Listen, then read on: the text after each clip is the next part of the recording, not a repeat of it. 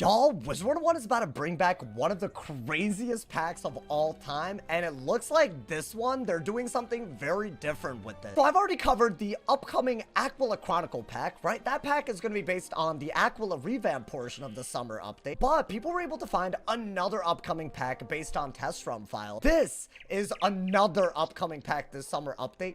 It looks to be a remake of the now retired Marleybone Motorist pack. Now, a 2025 remake of such an iconic pack wasn't on my bingo list, but it gets a little bit crazier when you look at other things that have been found in test run files. Since this is test run, it is obviously, subject to change, but people were able to find one of the many drops from this pack in the files. And I'm just going to use the Storm Robe as an example to show how crazy this gear is. What you see is a side-by-side of the new robe that drops from this 2025 pack remake and the 170 Polaris Raid robe that most people consider the best PvE robe in the game. You guys can see this, right? It's a reskin of the best PvE robe in the game. Now let's talk about the demonic set, right, that this is based off of. This is basically just a level 170 version of the Nullity robe. And what both of these robes have in common is they've always been, at their level anyways, the highest damage robes for the school. And very notably, we've never gotten a pack that actually drops a reskin version of either the Nullity robe or the demonic set until now. This template has been in the game for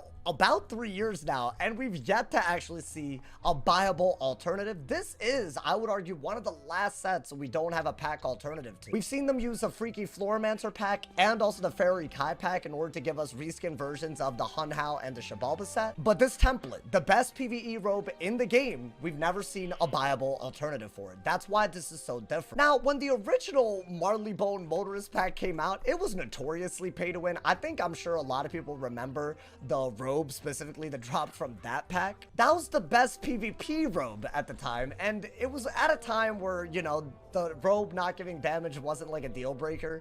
I think stats were just very different back then. Damage output was very different. But I'll say this, it was not a good legacy for this pack to be an extreme pay to win thing. However, I think the key difference here is that it's not continuing the legacy of pay to win, in my opinion, because you can still at least raid for this. And it's not a game changer in PvE, right? Like, let's say that you don't have the Nullity or the Demonic set. You can always run Reaver gear. Yes, you're giving up like literally 7 damage on a Storm. That's kind of a big deal, but I would argue that's just the problem with Reaver armor in general. The robe seems to be the weakest part of the template. Now, I'm gonna assume because the Demonic robe remake is gonna be dropping from this, I guess, Motorist pack remake, I'm gonna assume that every other piece of the same set drops for every other school. I'm sure y'all are wondering, is this set even good? Is it worth buying the pack for that? I'd say not only is the robe a big risk in PvP because you're giving up HP and block way too much, in my opinion. Yes, the damage is great, but this is more for min-maxing offensive output than it is to have a good, well-balanced PvP set. I'd argue the rest of this set is also like pretty underwhelming when it comes to like, PvP or PvE. It's just really low res, really low block. And the wand is very, very weird as well, because while I actually don't mind the trade-off of a little bit less damage than the best damage wands in the game for a little bit more pure, that seems to be the trade-off. You even get a little bit of pip conserve in return.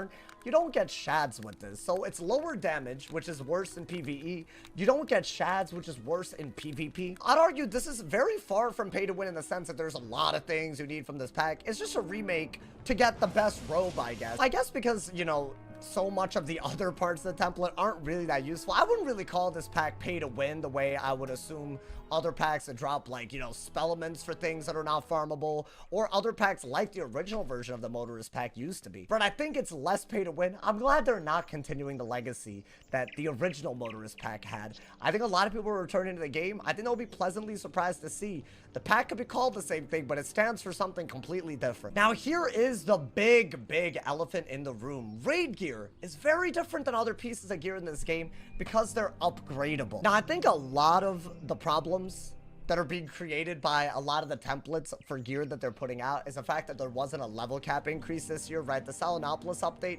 didn't increase the level cap, but because there was no level increase when Salinopolis came out, the 170 Polaris raid gear, we didn't actually get a chance to upgrade it to 180 like we basically have been able to, right? Let's say that you did Crying Sky when 160 was the max level and you had a 161. When 170 actually came out, you were able to upgrade it to make a 170 version. We didn't get to see that this year because because obviously there's no level increase, but I'm gonna assume that when the level cap increases, we're gonna be able to upgrade the gear from the Lemuria raid that just dropped this summer update. But I don't think it's crazy to assume we'll also be able to upgrade the Polaris raid gear from last year when it dropped, because we weren't able to do that before. So depending on when this pack comes out, we could be seeing it drop a level 170 version of the Polaris raid gear just a couple of months before it's going to be upgradable to level 180. I think in some ways that's actually maybe a good thing, right? You don't want every last thing in this game, especially for PvE, when it's such a marginal difference for it all to be viable. I think some things should matter, but I have a real problem when PvP gear, because it's like a competitive format. Like, I don't like when that gear is just locked behind a pack, but I think some things feeling a little special.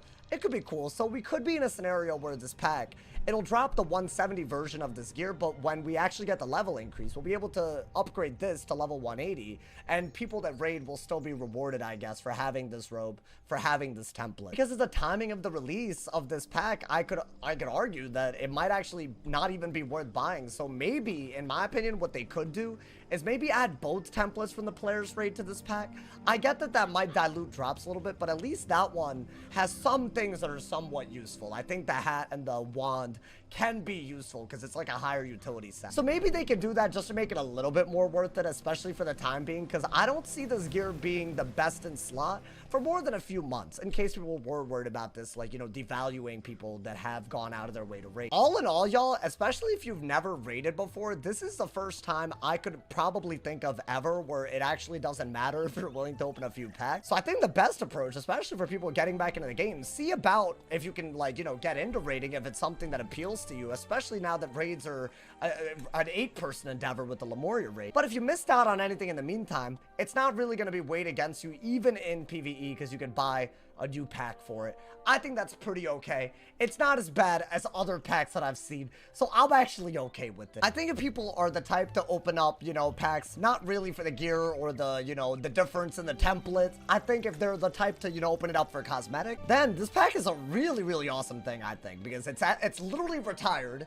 It has a very, very cool mount. I think a lot of people love the mount. It's very recognizable. So it's yet another chance, I guess, to get this mount while getting some passive PvE robe rewards on the way.